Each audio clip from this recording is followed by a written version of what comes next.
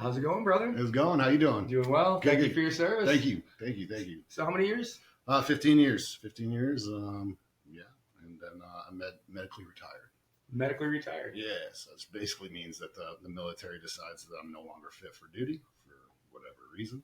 My reason was PTSD. It's most people's reason nowadays. So, but yeah, I mean, I was kind of ready anyway. So Yeah. I was going to go. There was a lot of things that made me pull the trigger on that. So Yeah. it was kind of my choice, but it was kind of the Army's choice as well. So, but yeah, one of the big things was COVID. During COVID, I've got two children who live in Germany, right? Okay.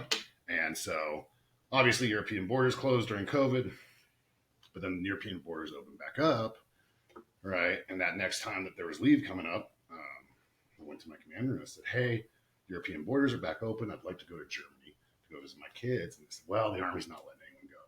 And that was kind of one of the first things where I said, you know what? I'm a 40-year-old man. And not like I'm going to Oktoberfest. I'm going to go visit my kids. You know what I mean? So I said, I don't want to have a job that can tell me I can't see my kids no more. You know what I mean? Right.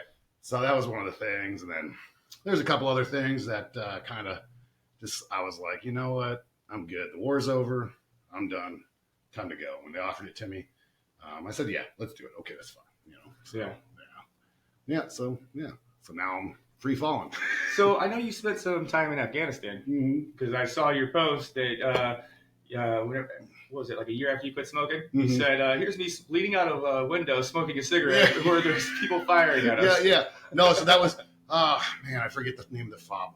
So we were getting rocketed. It was a small little fob out in Kunar province, which is one of the more violent provinces in Afghanistan. And, we were in a very safe place, luckily, when it started happening, but you got to put on all your gear. Yeah. And then they keep you in there for a long time because they don't want you to get hurt, but I was a smoker at the time. So, you know what I mean? I was like, I said, well, I'm going to put my goggles on and my glasses on. I'm going to lean out and smoke a cigarette. I want a cigarette, and I got yelled at by a few people. And I told them, well, I'm just going to do it, which was a problem for me in the Army. I went in the Army not liking authority and, it just made it worse. Well, that's probably why you ended up being a ranger. Yeah. I mean, the more you do, the more people leave you alone. Yeah. And you walk in, your uniform's all stacked. They're like, nah, he's probably good. We'll let him do it. Right. So yeah, no, I mean, it's definitely my times in Afghanistan. I was there 3 times. Is definitely interesting. Each one was progressively easier in that each time I went, we weren't doing as much as we were the previous time, right? We weren't trying to, initially when we first went there, we were trying to make the Taliban do things like fight us and, things like that and seek out all these terrorists and stuff. And then as time went on, it was more of a peacekeeping mission almost, Okay. So we were just basically trying to, hold security, things like that. Looks scary. Right. And just basically hand it back over to the Afghans, which is also another reason why I pulled the trigger on the med retire was, I spent all these years in Afghanistan doing all this stuff. And then we just went, there you go, back. And they literally chased you off. Yeah, pretty much. I was like, I was watching on TV and I was like, well, there's 15 years of my life down the drain. Jesus, So it's a bit disheartening, but yeah, you know what I mean? It is what it is, Yeah. I hate when people say, you fought for our country. I said, no, I didn't. I said, I don't know. There was nobody on our soil. You know what I mean? Yeah. There's nobody here. We had one threat that happened to 2001, right? Right. We ended up in Iraq, afterwards. Initially, we didn't even go to Afghanistan initially. Right. But we ended up in Iraq. And then, when I think back to it, like, I mean, what would I do if these people were coming to my country telling me what to do?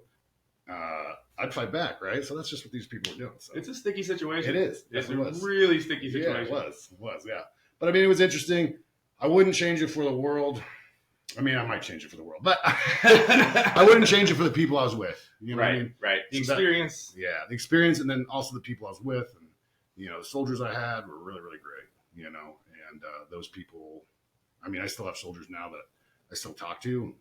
I treat them like sons, and they treat me like a father. It was really neat. So it was a really great dynamic. There's a lot of camaraderie. Yeah, absolutely, there is, and.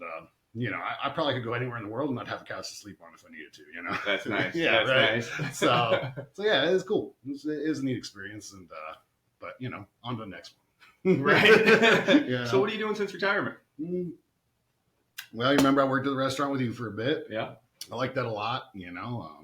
It's kind of the first time since I got out the Army that somebody told me I was doing something good. You know what I mean? Right.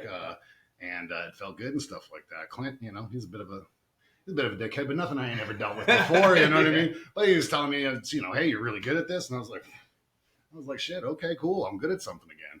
Yeah. So I liked it a lot, but had to move on. Yeah, had to move on from that. So now I work for the VA.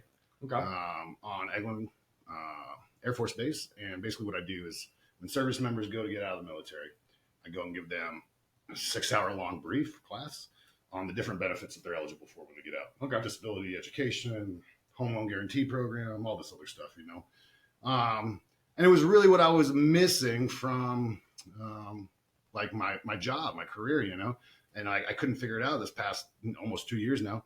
Like, man, what am I missing? What is it? What am I missing? I'm not being fulfilled, right? Right. And so what I figured out once I got this job was I miss taking care of soldiers, Yeah. I miss doing things for them coming to me with issues and being like, bro, I got this. We can do this. Too easy. You know what I mean? Like, I've been through this. I've been through everything.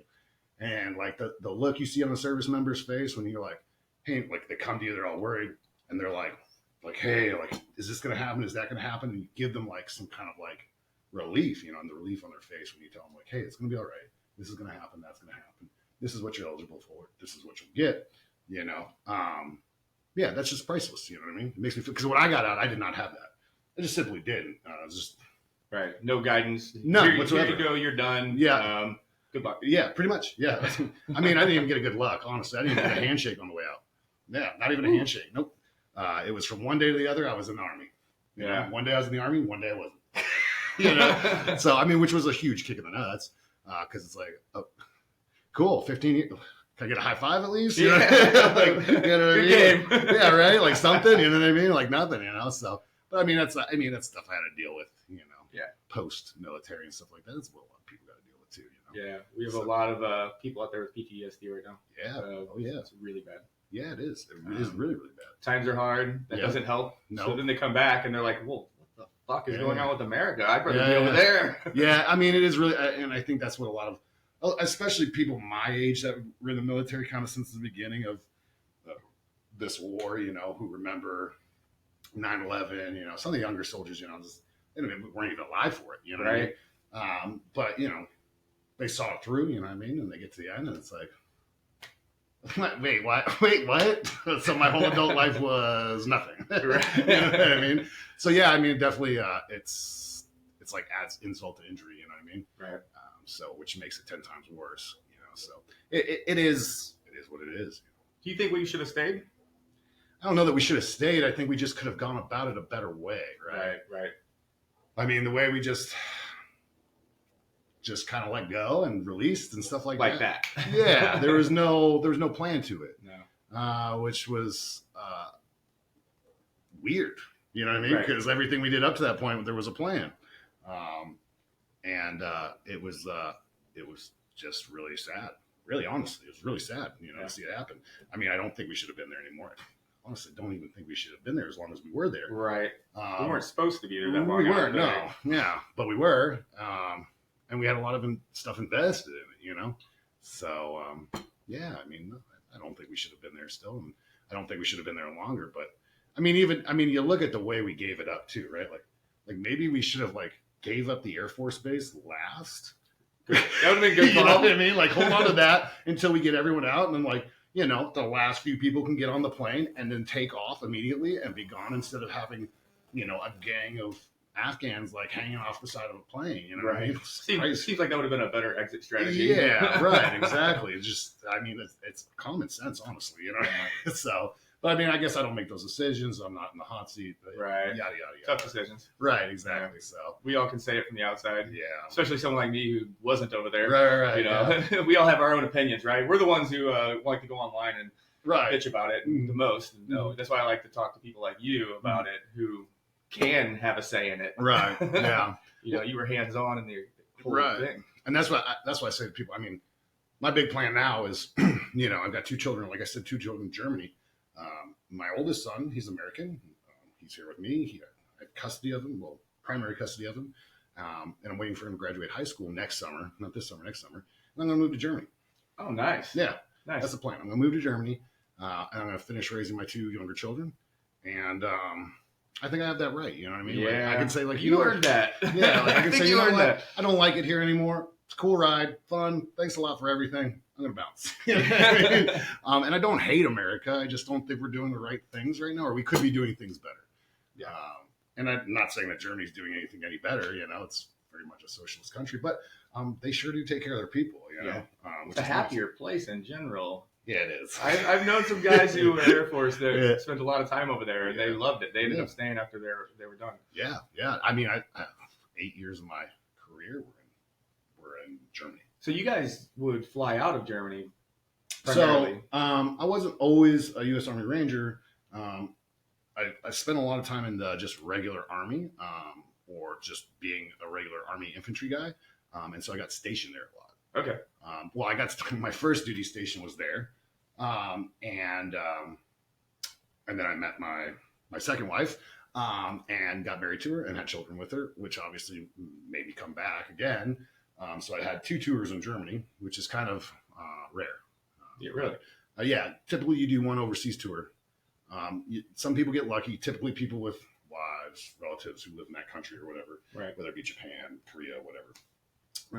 And so yeah, I went twice. And I always say that the worst thing that the military ever could have did to me was send me to Germany for my first duty station, because you go to a place like that, and you're brought up to think like, oh, America's this free country with all this stuff, and it is to a certain extent, depending on how you look at it. But then you go there and you're like, oh, I can walk down the street with a beer. This is great. And like nobody's going to say anything as long as I'm not a dickhead about it, It's like being on Bourbon Street. Right, yeah, but like everywhere. Like you can go wherever you want. It's not an issue. It's a funny story, actually. So the weekend that me and my ex-wife got married, it was the weekend of 4th of July. I'm from Plymouth, Massachusetts originally, and there's this huge party on the 3rd of July on the beach and stuff like that. And I'd been in Germany and Iraq at the time for 2 years, and so I hadn't been back to the States in 2 years. So I got used to drinking on the streets and doing whatever, right? And so my ex-wife, she's German national, and she's like, so what is this big celebration? What is 4th of July? And I said, and so I'm walking down the beach with her. It's the day after we're married. I'm telling her this story. Oh, 4th of July, independence. Fireworks, rockets, all this other stuff. Freedom, freedom, freedom, right? And this cop comes out of nowhere. And he goes, hey, what are you doing? I said, oh, I don't know, what? He goes, why you got beer in your hand? I'm like, oh my God, I'm so sorry. I'm in the military. He's like, I was in the military too. I served 2 tours in Iraq. He's like, pour the beers out. I was like, okay, I'm really sorry. God, I'm so sorry. I forgot. Right? So much for that speech of freedom. Right. And so then we're walking away. Luckily, the cop was, he was just doing his job, whatever. He didn't know that if I was going to be a dickhead or not. But, right. But we're walking away, and, my wife at the time, she goes, wow, real free country. I said, shut up. I said, we're done with that conversation. Let's just watch the fireworks tomorrow. It'll be all right. Okay. But we like to make shit explode in the sky. Yeah, right. So, I always tell that story. It's like, and I that was the part where I was like, yes, it's really not that. You know what I mean? Like seriously, I wasn't like I was murdering anybody. I was just walking with 2 beers. To be honest, it's kind of like any other country. You're free to be as free as they want us to be. Right, yeah, everywhere's like that. So, yeah. It's the same way on a state level, if you think about it. Mm-hmm. I know people who have moved from like California to here because they didn't like how it's being ran, or their freedoms, their states over their kids in certain situations. Yeah, they was being taken away from them. They're like, well, and I was like, well, what made you pick Florida? He's like, well, we looked at Alabama, but I didn't like that either. Yeah. So it varies state to state. I will say, countries. Florida is the freest state in the whole country. I think Florida and Texas has got it. Yeah, absolutely. I don't know what it was. I'm not a really religious person, but whatever forces that brought me to Florida right before COVID, thank friggin' God. You know what I mean? Because it was a godsend. I'm not religious. I said God twice now. but we're spiritual. Yeah, right. Yeah. So, but no, I remember when COVID was happening too, it was like a speed bump for us. It was like 2 months. We're like, everything's closed down. Don't touch anybody, And then like after that, it was pretty much all open again. Oh yeah. And I remember like after that first summer, everyone's like, worst summer ever. Didn't get to do anything. I'm like, I'm on Facebook. I'm like, what do you guys talk about? It was a great summer. No tourists. It was awesome. Like, we were partying down here. Where were you guys? And I think it was that Christmas, I went back home to Massachusetts for the holidays. And I remember my third wife, me and my third wife were walking down Main Street in Plymouth, and like everyone's like giving us these looks. Like, we're walking outside. Like, what are you doing? And I'm like, what the fuck? And we get to the end of Main Street, and there's this big sign, $50 fine if you don't wear a mask on Main Street. Oh. And we're like, oh my God. You know what I mean? Like people really have been having it rough, you know? Yeah. So, I mean, whatever brought me here in 2019, thank goodness, you know? Yeah. You know, this area in particular, I feel like no matter how fucked up the world gets, I feel way safer here than I did in South Florida. Yeah. I mean, it was getting crazy down there. It's kind of chaos. Well, I feel like Florida man is from South Florida, you know? Yeah. I feel like that's where he was born and raised, you know? He just comes up here to vacation occasionally. Yeah. The nice beaches. Right, yeah. I mean, bluer water. The Dade County Sheriff's Office or whatever it is, you know? It's like they're always doing weird stuff. But yeah, no, I get it, yeah. It definitely does change the more southern you go. Yeah, you know? It's almost like a different state down there. Yeah, absolutely. It is. And I loved it when I was down there, but I was also living a lot different. You know, I was single, I was partying. Yeah. Like, you know, just living the beach bartender life and loving it. Yeah. But, you know, I'm a little more comfortable here now. Yeah. Now I'm bartending at a golf club. So yeah, that's not, I mean, I'm sure the money's much better, you know? Yeah.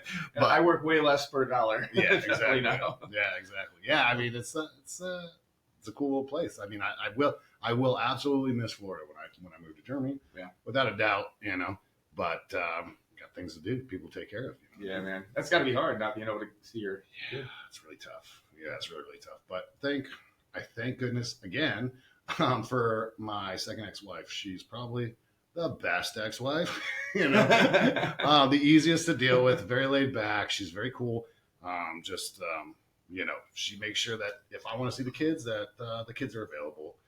Like, she's even this summer, I'm not going out there because I'm going to move out there the next summer. She's bringing the kids out here. Oh, that's she's cool. going to stay at the house. She's going to stay in one of the spare rooms and stuff. So yeah, I mean, I got lucky there. You know what I mean? That was like thank goodness. You know? But you didn't exactly save the best for last. Right? No, I sure didn't. But the second one was great. Right? No, absolutely.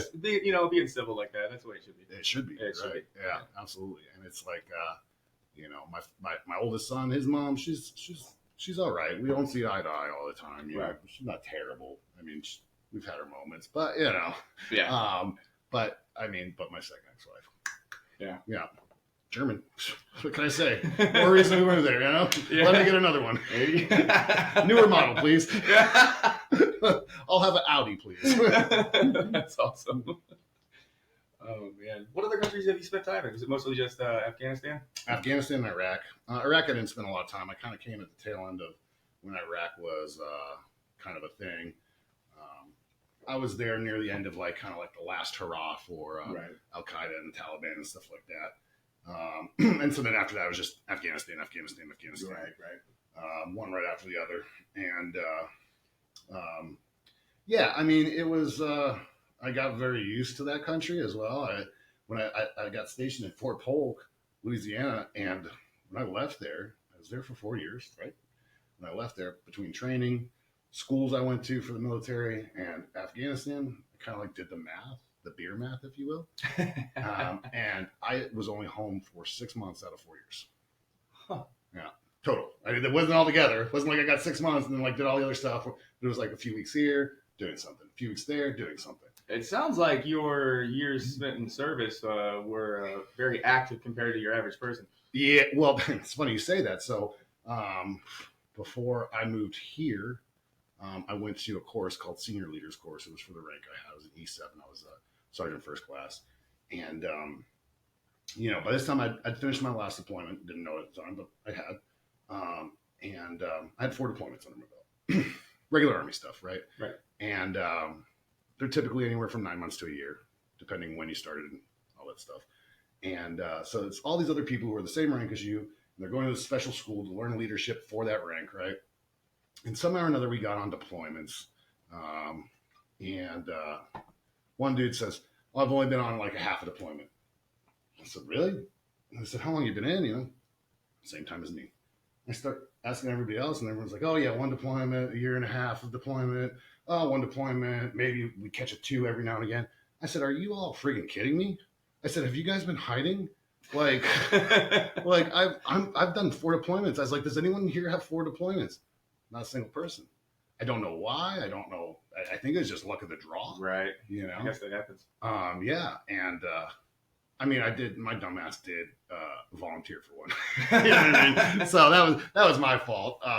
And it was when I was in Fort Polk, and my ex-wife, my German ex-wife. Well, that makes sense. Yeah, my German ex-wife. I didn't even consult her at all, and so like I wasn't supposed to go, but somebody got hurt that was supposed to go, and I raised my hand. I said, "Yeah, I'll go." Didn't consult her at all. Came home. I was like, "I'm going on deployment," and she's like, "What happened?" I was like, "I volunteered." She's like, "You volunteered?" I was like, are you not excited for me? I'm excited. That did not go over well, I'm sure. No, it did not.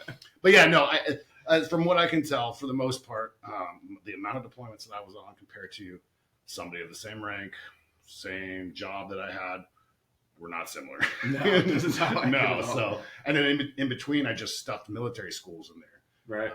And I just, I had a friend who, he was a very decorated soldier. And he kind of took me under his wing, and he kind of pushed me to kind of do this stuff and stuff like that. And great man, great soldier. Personal life was shit. You know what I mean? Well, guess what? I also inherited that. I was gonna say, I think being the best at being a soldier right. will sometimes affect your home life. Yeah. There's it's hard to do that balance, that home life balance when you're doing that, right? It's like 2 extremes. Right. You know, be loving and be the complete opposite. Right. Yeah, exactly. Because you're not coming home. You're not coming home every night. And after my second marriage, I said, the problem is when you're in the military and you're married, you both grow. You just don't grow together. Right. Right. So she's doing her thing while you're away doing your thing. You're having experiences. You're learning. She's having experiences. Yeah. She's learning. She's doing different things to adjust. You're both learning to be way independent. Right. Yeah. Exactly. And then you come back together for who knows how long. Right. Yeah. You don't know when the next time you're going to be honest. Right. Sometimes. And so, unfortunately, like some people just can't hang. Right. You know? It's not one person or the other person's fault. No, it's situational.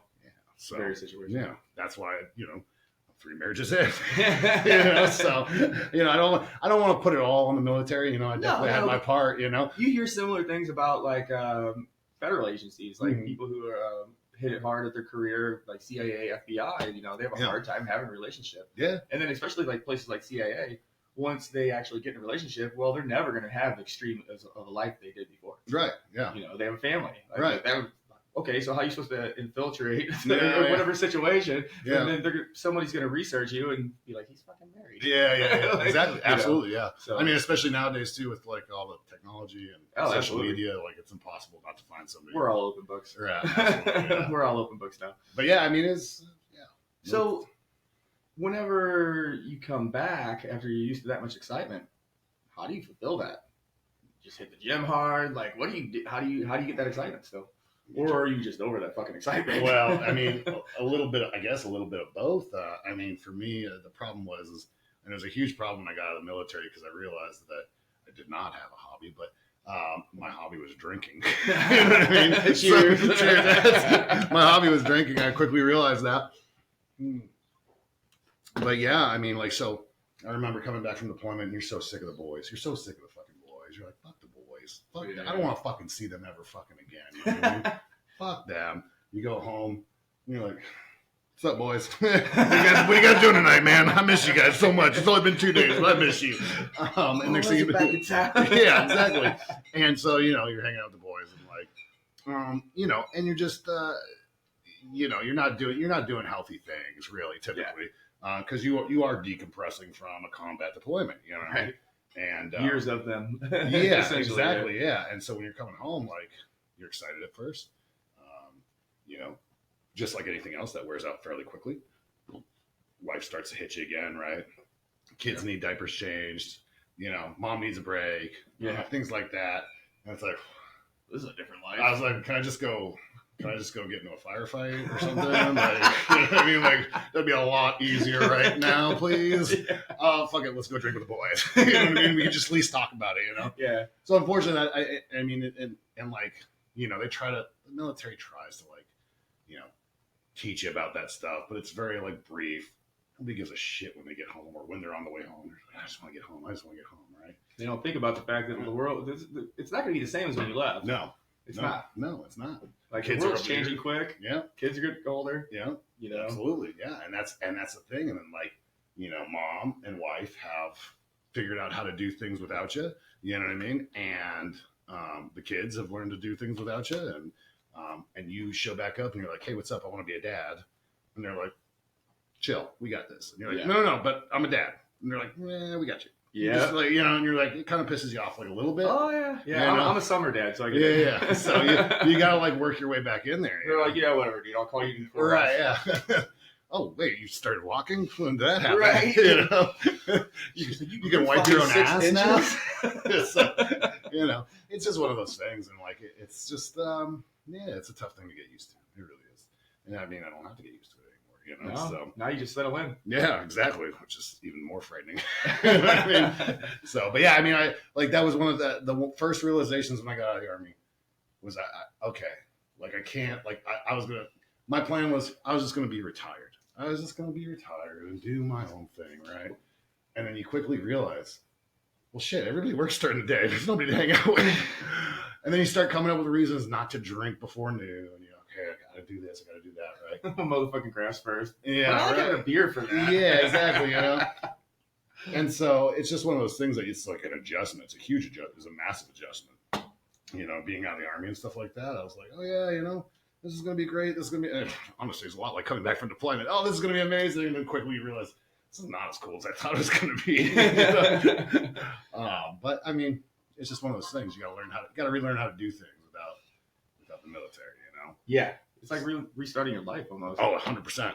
100%. It was, I was not ready by any means, like at all. I was just like being dragged by my neck everywhere. I'm like, okay, I should do this now. Okay, I should do that. I should go to school. I should get a job. I should do this, you know? I had no idea what I wanted. You know? Yeah. And I mean, and that's the other nice thing about my job is I get to speak to these service members kind of on a more candid level, in a more intimate setting. They see me. I tell them a little bit about myself before I start my brief and stuff like that, so they know that, you know. You've been where they've been. Well, I mean, a lot of these guys are Air Force, so I've been in worse places than they've been. You know, some of them know. You know what I mean? You got the SF cats out there. You know what I mean? Yeah. So they've done some wilder stuff and stuff like that. But yeah, I mean, but at the very least, the SF cats at least know I kind of know what they've been through. Right. And so, you know, at the end of each of my briefs, I say, hey, from the bottom of my very, very heart, please take care of yourself. Do the planning now. Do not think that you got this because you fucking don't. You know what I mean? I promise you. You thought that, right? Yeah, I did. And everything I did in the military, I was confident about. You know what I mean? I went into every school that I went into that was difficult. I'm not coming out of here with what I didn't come here to get. You know what I mean? Right. And so anything I fucking set my mind to, I got it. And I thought I would do the same thing with life, right? After the military. It's a little weird in normal society, right? Yeah, it is. I think I heard you say that once. Yeah. You're like, oh, man, it's weird being around civilians. It is. It really is, you know? And it's like, you can't talk to people the way you used to talk to people. Yeah, everybody's more sensitive in society. That was a hard lesson, you know what I mean? You know what I mean? That was a real hard lesson. I mean, I had a little bit of a tougher go when I got out, too, because the guy that kind of pushed me to do all these schools, kind of the guy whose life was shit. He passed away about a year and a half after I got out. A liver failure. Surprise, surprise. You know, the guy who taught me to do steroids and, you know, drink like a fish and, you know, just be great at Army things, you know. Yeah. You take the Army away from him. Is that common in the military? What? Steroids. Yeah. They probably encourage it, right? Yeah. The Army is a steroid organization with a war problem. No wonder there's some fucking injury. Yeah. So, well, I mean, the thing is, especially with the jobs that I had as an infantryman. Right. Well, that makes sense. It's not legal. They don't allow it. You know, if they catch you, you know, pretty much they got to catch you with the needle in your butt cheek. You know what I mean? Right. It's kind of like how the high school is on the low. Right. Yeah. But they're going to turn a blind eye because it's going to make you better at your job. Absolutely. It's going to make you more aggressive, which. More alert. Right, yeah. Stronger. Yeah, absolutely. More energy. Yes, exactly. So it's one of those things that they, you know, they're not going to tell you to do it, but they don't test for it really. Right. They do, but it's not they don't do it. I've never been tested. Really? Yeah. In all those years? No, not once. No.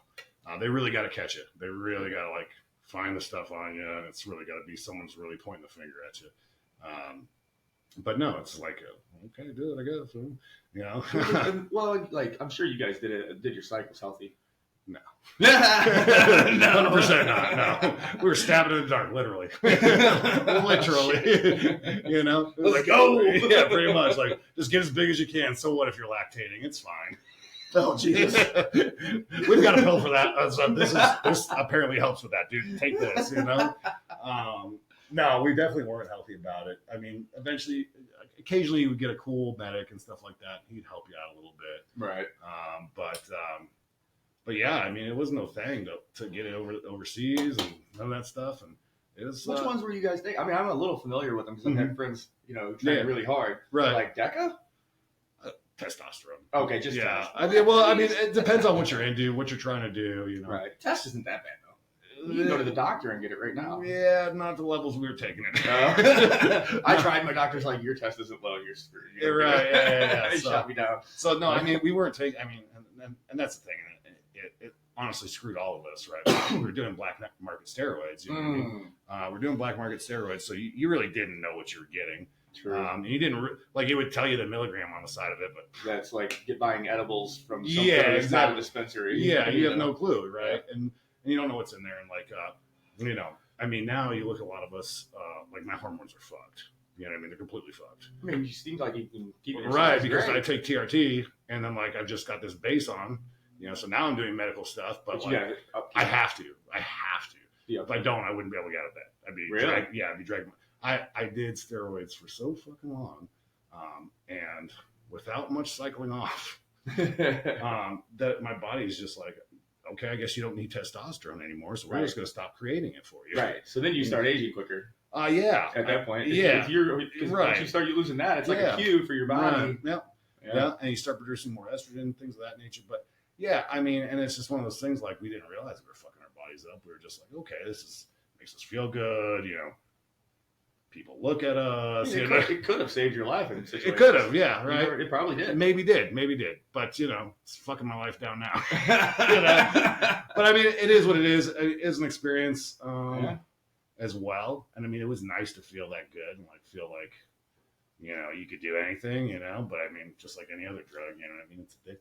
Yeah. It's not necessarily physically addictive. It's just mentally. Yeah, absolutely. Hey man, we're not spring chickens anymore. So like, that feeling that you're getting from not having that anymore is also just us being in our 40s. Yeah, absolutely. But I mean, and then like, you hear about like women and stuff like that. They get body dysmorphia. They look in the mirror and they don't see like a healthy, thin woman. They see like this fat, overweight woman. With a guy who's done steroids, it's the exact opposite. I think there's a new term for it called muscle morphia. Really? Yeah. So what happens is once you start doing these steroids, right, and you look at yourself in the mirror. I mean, I was a skinny kid. I was a dweeb. You know what I mean? Yeah. When I was a kid, I was a theater kid. You know what I mean? Holy shit. I was like this skinny rail. You know what I mean? Like I got bullied a lot, actually. Believe it or not. And now you look like you'd be holding the role playing something like about The Rock. Right, yeah. But that's the thing. When I look in the mirror, I don't see that. Right. I do not see that. What I see is that skinny kid. That's what I see. That I relate to. Yeah. I have an issue where in my head, I'm still this little 140-pound 16-year-old, and it causes me to walk into shit and dislocate my shoulder. Jesus. Like, I don't realize how light I am. And I'm like, there it goes again. Yeah.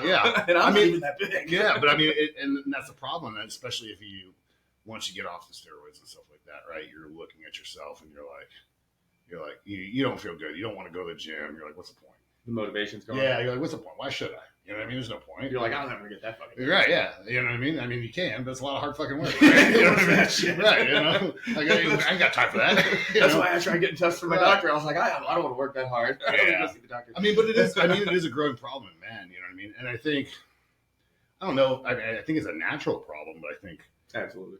I think society as a whole just wants to elongate life, especially youth, Yeah. So it's one of those things. I mean, bigger, better, stronger, faster, younger. Right. I mean, you look at my old man, he's 74, and my youngest sister is 17. Holy shit. Yeah. So, we're just trying to perpetuate our youth. It's a problem. Whatever method it takes. I'm like, I mean, my youngest sister is actually, she's younger than my son, my oldest son. That's a trip. I have seen that before. I remember I told my dad, I said, hey, I'm having my first baby. Great. A couple months later, he said, I'm having my second child. How's your son feeling that his aunt's younger? He doesn't care. I mean, they're more like brother and sister, really. Yeah, you know what I mean? I can see that. Yeah, and so like they when they get together, they like to hang out and stuff like that. But it's definitely weird. It's like Twilight Zone-y, you know what I mean? It's probably normal for them. It's just weird to us. Yeah, like they grew up with it. When we go out, they, you know, if I'm home and I go out with my dad and my sister and my son, they think that my sister is my daughter and my son is my son and my dad is their grandfather. You know what I mean? Which is not the case. I'm like, nope, the younger one's his. They're all like, good job, man. And I'm just like, okay, well, this is what we're doing. So, but yeah, no, I mean, so I think that's just like something that society just they perpetuate. Well, social media doesn't help. No, it sure doesn't. Sure doesn't. No, that's something I want to get rid of again. I got rid of it for quite some time. It was honestly like the best thing I ever did. All of a sudden, like the first week was like rough. I'd like get on my phone and be like, the calendar looks nice. Oh, look, my emails. I got some more spam. You know, and I'm like, what do I do with my life? And then like I started learning things. Using my phone for more than checking and seeing what the person I grew up with in junior high did. You know? Right. I'm like, let me learn how to build this. Right. Let me learn how to play guitar. You know what I mean? It is all about how we use it. Yeah, it is. You know, I went through several phases, had to give it up to social media for 6 months at a time. Yeah. But it's like a drug. It just fires off that dopamine. It does. It really boom, does. Boom, boom, boom, boom. Especially the more exciting the media gets, it's just like doing it. And but I use it different now. So I just try to. I'll go through the news feed a little bit to, you know, kind of help support people. Mm-hmm. You know, right, sure. I see you're out there. Right, yeah. But man, can that stuff get out of hand? Yeah. It sure can. So it's all about how you use it. Right. You know, and it blurs the lines also in relationships as well. You know, it's like, oh, you like this person's photo. Oh, you loved it. Oh, what does that mean? You know, you put a heart on it. Shit. Okay. Let me see your messages. Right, exactly. You know, and I mean, like, unfortunately, like that's the way society like kind of communicates nowadays. You know? And we are very disconnected from each other in general. Oh yeah. You know, especially like the younger generation. I think COVID really knocked it home. Oh yeah. You know, sealed the deal. Yeah. Sealed the deal, man. It's yeah. I couldn't imagine being in high school when that happened and having to do things from afar. I would have never logged into the computer. I wouldn't have listened to anybody. I would have gone out and fucking did what I did when I was a kid. Get high, party, you know, whatever. Fuck it. Go out in the woods, have a bonfire. Right. Fuck the world. Take a nap during class, just draw some eyeballs. Yeah, right. Eyelids. Also, hey, my room's a mess. I'm going to go ahead and put on the dark screen or whatever. You know what I mean? Just rack out. You know what I mean? Like I would. My son tried to do that. so during COVID, he was when it first started, he was in junior high, and I remember he I asked him, I said, how's school going? You doing all these things? He said, yeah, I'm doing all these things. I said, okay. I said, you turned everything in for this week? He said, yeah. And then I actually knew his Spanish teacher. His Spanish teacher's husband used to be my first sergeant. Okay. Ranger camp. Oh man! And so my old first sergeant, he hits me up and he says, hey, he's like, do what you want with this. He goes, Kathy said that Carmine hasn't done any of his work. He's submitting blank stuff, right? So it looks like so when I'm looking at it, it shows submitted, right? He submitted it. I'm like, oh, okay, cool, he submitted it, right? Can you get an A for that? I mean, clever. Thank goodness that I knew a Spanish teacher and stuff like that, so she let him like come back around and fix it and like. But he was just submitting work without putting anything in. And he would show me, be like, yeah, I looked at it, submitted. I'm like, oh, look at that. He's such a good kid, you know? Me being a dummy, not being like, maybe I should see if there's something on there, you know? And he's like, hey, he's submitting blank documents. I'm like, okay. And I'm like, so like, I go, hey, so you submitted all that work? He said, yeah. Let me see that again. It's okay. You know, he thinks he's got it. I go in there, I'm like, I look at it, I'm like, huh, that's weird. And his face just drops. I'm like, I was like, well, guess like you're not doing anything until all this work's done. So buckle up, but dude. I mean, again, luckily, like, his Spanish teacher is, my ex-boss's, wife and stuff like that. So She didn't like dock him for being late or anything like that, you know. Yeah. Thankfully. At least the problem got addressed. Yeah, exactly. I feel like a lot of kids did that. I mean, I'll go into a restaurant or fast food or whatever. And the person working the register will be like, "Oh man," because they forgot to look at what the change is supposed to be, and they can't even figure it out. Yeah. They can't even count anymore. I know. Like Yeah. I don't know if they're just getting that good at loopholes. Well, I don't know. The easy route. Or here's the question I have, right? We're not even supposed to be using change anymore. Like, why is something like $10.09? You know what I mean? Like, why don't we just round that sucker? I'll pay the extra cent. You know what I mean? Right. So like whatever, you know? Like, why are we even doing that anymore? You know? Yeah, it's kind of ridiculous. You gave me change. Like, where do I put this in my cushion right now, or what do I do? Right. So, I'm gonna this goes in the jar. Right. Yeah, right. Let me take it to Coinstar in like 2 years, you know? No, actually, there's another trick for that. You just go to one of those places where they have self-checkout. You take a pocket full of change in to buy your sodas or whatever, throw it all in there. Oh, that's a good idea. Tax-free. They don't even charge you. Or not tax-free, but, they don't, fee-free. Right, yeah. Literally take something like 10% off of each dollar. Oh, man, that's where I get my energy drinks every time now. That's smart. Yeah, no, I didn't even think about that. I mean, you could do it old school. You could roll it, take it into the bank. Then you got to wait like 2 weeks for it to hit your bank account because they got to count to make sure you're not putting lead weights in there. And then you get dirty looks from they don't like it. No. I'm like you're a bank. If anyone's going to take it, you're going to take it. Like they're the ones that are supposed to take it. Like McDonald's, I expect them to give me dirty looks. Like I would. Yeah, like I can count your fucking pennies. Yeah, I used to when I was a kid. I used to work at Taco Bell. I worked there for 3 years. They used to call me Taco Bell Tony. It's not a big deal. I'm trying to switch that, you know. But somehow or another, it's followed me through the military as well. Oh boy. But yeah, I remember I was working the front register, and this kid, he comes up, and he's the same age as me. He's kind of a dirtbag. I know he's a dirtbag, you know. And but I'm nice to him, you know. And he hands me a handful of pennies, and I look at him. Oh my God. I'm like, bro, you just ordered like a whole combo meal. I'm not taking it. He's like, it's legal tender. You have to take it. I said, call the cops, man. I'm not fucking taking it.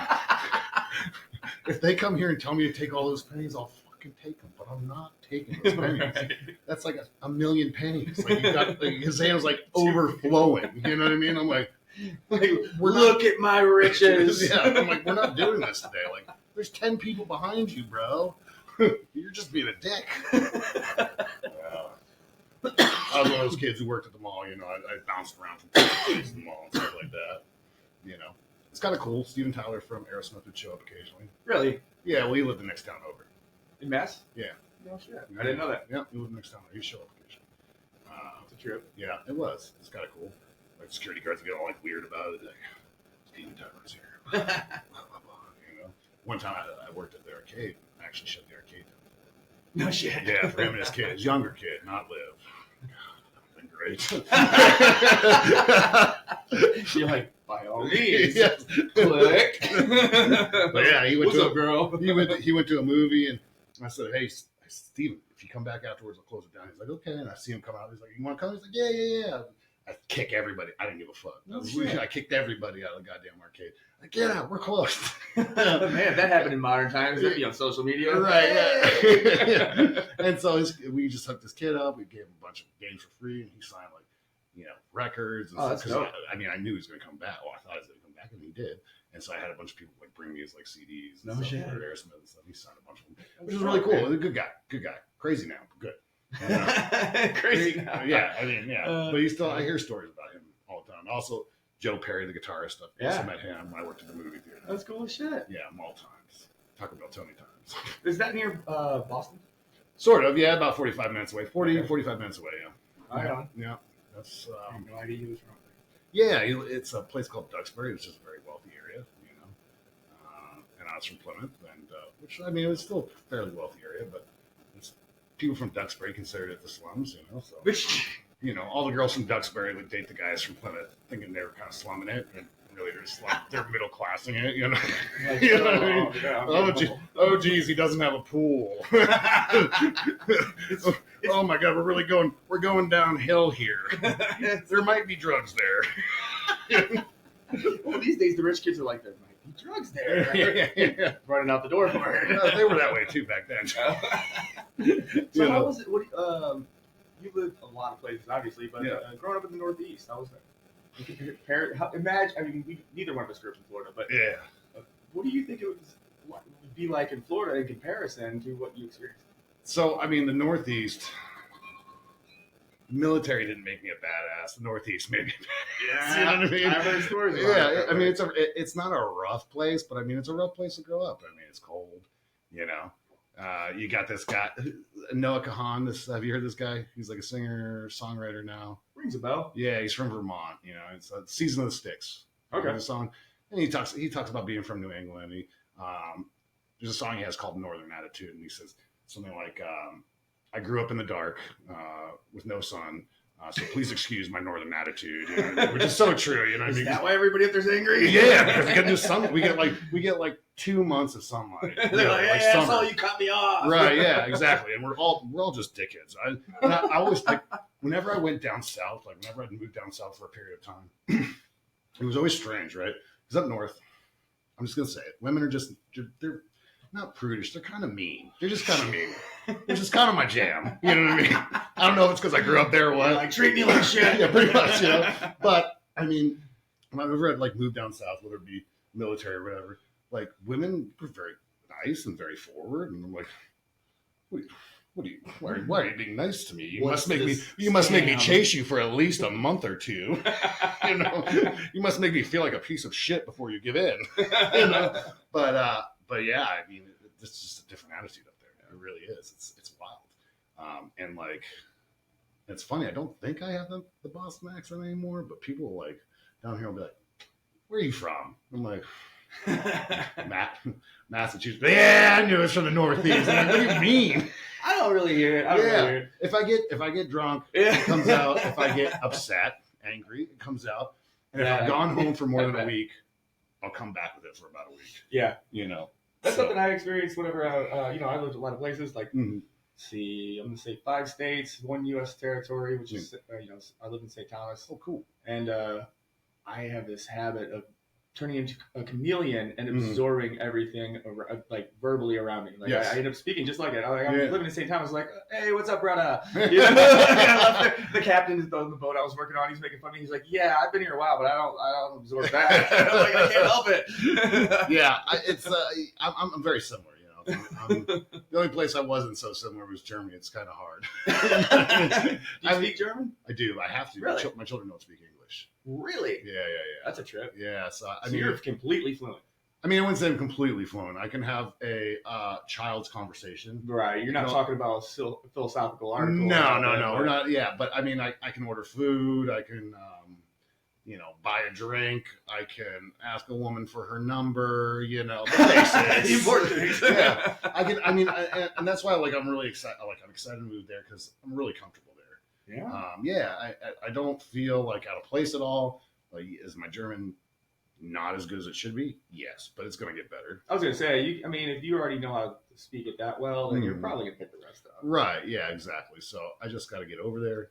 That's the big thing right now. You know what I mean? Like, I got to sell the house. I got to finish getting divorced. Then I got to sell the house. It's a good time to sell a house in Florida. I'm aware, yeah. And I've got a pool, so. These girls will like it. Yeah, right. I'm going to wait until like a month before I move to put it on the market because it's going to go so quick. Yeah, absolutely. You know what I mean? But yeah, so like, it's just, and then the great thing is my oldest son. So I was like, yeah, once you graduate high school, you go to college, I'm going to leave. He said, well, what if I go and do my first year of college online, and I go spend a year in Germany with you? I said, that would be phenomenal.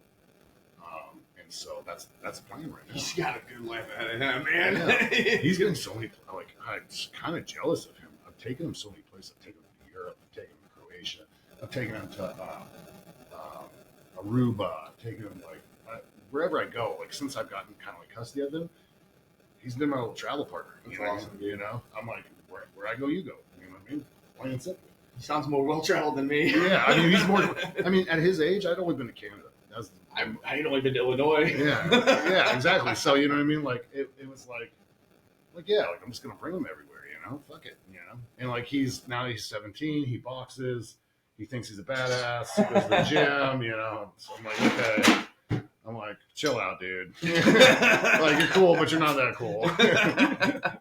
But he's a good kid. But no, he's been a lot of places. Like and I'm excited for him to go. I'm like, dude. He's like, well, I'm kind of worried about missing out on the whole college experience. I Yeah. said, dude, I said, you're going to go to your senior or sophomore year of college, right? You're going to go move in the barracks, or not barracks, dorms. Same thing, Yeah, basically. Yeah. But they're going to be like, oh, who are you? And you're like, oh, yeah. Well, where were you freshman year? I was in Germany. You know what I mean? Sounds dope. Yeah, so we went there last summer, actually. We took him there last summer, and he's old enough to drink at 16. Over there, yeah. Oh, no wonder he wants to go. Yeah, He's like, can I do it over there? But a buddy of mine that when I first joined the military, I went to Iraq with him. He still lives over there, and my son really took to him. You know what I mean? He's like, oh, I like him a lot. I was like, okay, cool. And we're in a cab, and we're coming from my ex's house, going back to our Airbnb. And we're in the cab, and my buddy goes, he said, hey, I'm just going to jump out here. There's a bar over here I want to go hang out at. That's cool with you. And I said, yeah, no problem. And my son looks at me, he goes, can I go with Alex? My initial reaction was, fuck no. Right. I was like, come on, be cool, dude. Inside, I was like, be cool. I was like, gotta adjust to the culture and the customs. I was like, all right. I was like, Alex, you lose my son, I'll fucking kill you. And so I was like, yes. They both jumped out the cab, and I'm like, what have I done? What have I done? Because I've hung out with Alex, and Alex has put me on some really bad things too, and so I'm worried about him. I'm like, okay, I finally get to sleep. I'm stressing a little bit. Look at this location. No, that's what's up. Yeah, and so, but somewhere around 11:30 midnight, I get a phone call from Alex, but it's on my son's phone. Oh, and he's like, what's your address? I got to bring your son home. He's wasted. And I was like, oh, I'm like, it's here. And we were in an Airbnb, and we're on the top floor. It was like the fourth floor or whatever. Germans don't do technology or air conditioning or anything like that. Really? It's summertime. And so my buddy is carrying him up the stairs. No elevator. No elevator. My son's 6 foot. Okay. And he's dragging him up, and I open the door, and he brings him in, and my son walks in. He has a stupid grin on his face. I'm like, oh my God, he's hammered. He's way too proud of himself right in that moment. And he just hits the bed.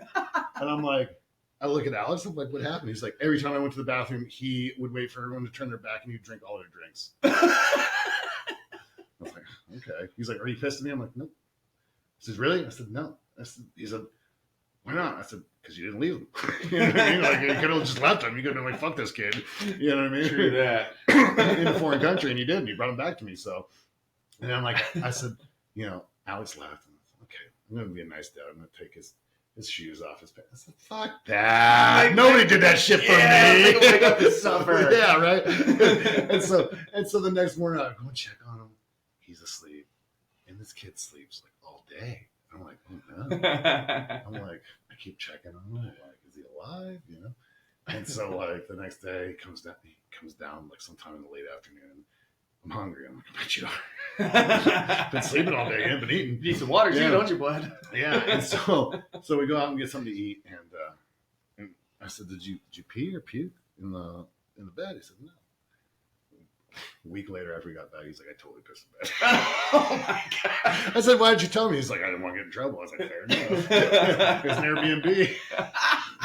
Airbnb. So, you're like, says right here on this charge. You did. Yeah. So yeah, I mean, it's the kid had a good time, and I think he liked it there. He's not like me at all, in that he's very family oriented. He's excited to go hang out with his brother and sister. That's cool. Yeah, and whenever the kids come and visit, he's always like we have a pool. I figured I'm gonna get this pool. I'm gonna get this house with this pool. I'm gonna get custody of my son. He's gonna be in this pool all day, every day. When he becomes a teenager, he's gonna have his friends over all the time. Yeah. Right? No, won't touch it. It has nothing to do with it, right? But when the German kids come and they want to play in the pool, this kid will be in the pool all day. Helping them, playing with them. That's what's up. I'm like, definitely didn't get that trait from me. You're like, deploy me. Yeah, exactly. I'm like, oh God. Fuck y'all. Yeah. I'm like, gotta go. Duty calls. Oh, man. Well, this has been good, dude. Yeah, brother. Let's wrap it up. Yeah, it's good talking. This is great, man. Yeah. Yeah, take care. Thanks for having me. Yeah. Thank you, man. It's been great. Yeah, be good. That's fun.